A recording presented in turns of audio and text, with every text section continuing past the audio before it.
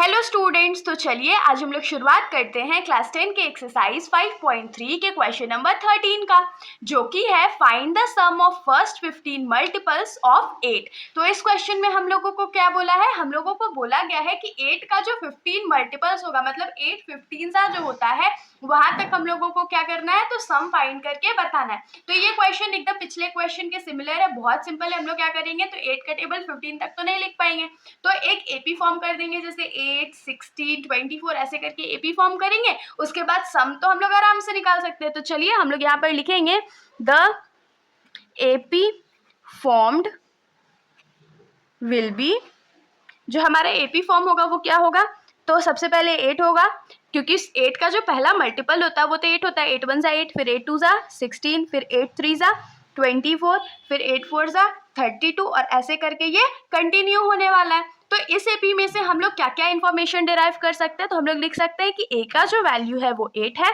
D का जो value है वो second term minus first term हो जाएगा, जो कि 8 ही होने वाला है, और नंबर ऑफ टर्म्स हम लोगों को कितना पता है, तो 15 पता है। तो यहाँ से हम लोग आराम से सम का वैल्यू फाइंड कर सकते हैं ना। तो जो एस एन का वैल्यू होता है हमारा वो क्या होता है, तो n/2 into 2a plus n-1 into D, ये हमारा सम ऑफ एन टर्म्स का फॉर्मूला होता है। अब जो जो वैल्यू हम लोगों को पता है वो हम लोग पुट कर लेंगे। जैसे यहाँ पर हो जाएगा S N is equals to 15/2, 2 into A के जगह पे 8 हो जाएगा, प्लस 15 माइनस 1 इंटू 8। तो 15 को तो हम लोग 2 से डिवाइड नहीं कर सकते, तो अभी इसको हम लोग ऐसे ही रहने देते हैं।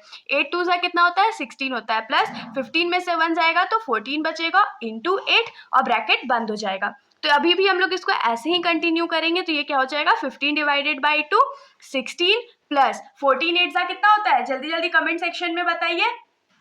तो यहाँ पर हो जाएगा 112 और उसके बाद 15/2। अब 112 में 16 ऐड करेंगे तो 2 और 6 8 होता है, 1 + 1 2 होता है, ये 1 हो जाएगा।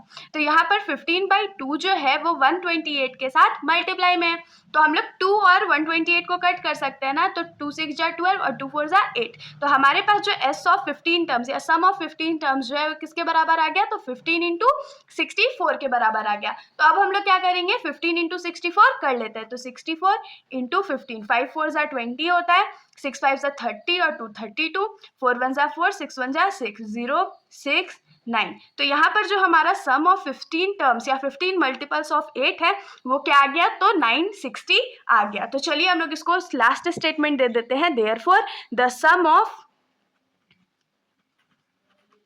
First 15 multiples